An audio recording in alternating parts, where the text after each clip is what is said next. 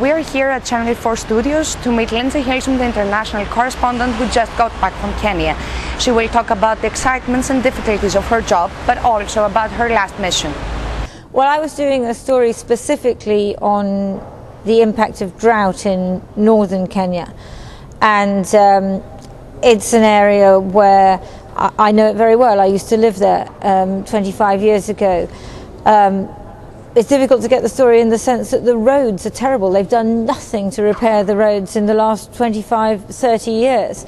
So it means that the area is much more remote than it needs to be. Now that's a temporary problem for me as a journalist, but for the people there, what that means is that they're living beyond the reach, more or less, of nutrition services, of health services. It's very hard for them to get their animals to market, and now with the drought, so many of the animals are dying before they can get them out. So people there are incredibly deprived.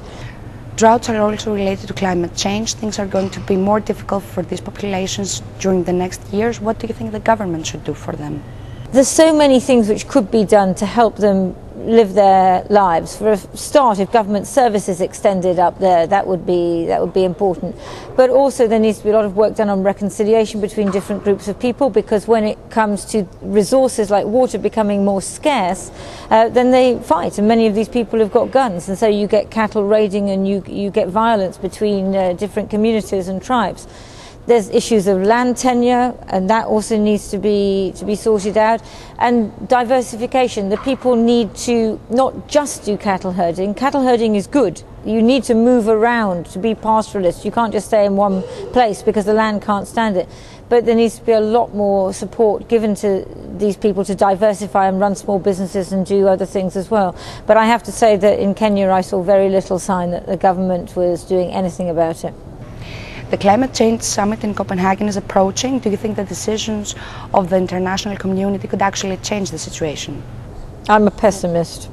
I don't see this meeting in Copenhagen solving the problem. And I think we understand that the Americans are very unlikely to have got a bill about reducing their carbon emissions through Senate and Congress by the time the meeting comes. So it's not at all clear that the Americans are going to go with anything really to offer. And if they don't go with anything really to offer, then that takes a lot of pressure off the Chinese and the Indians as well to do anything. So I'm afraid I'm a pessimist about whether this is really going to bring change.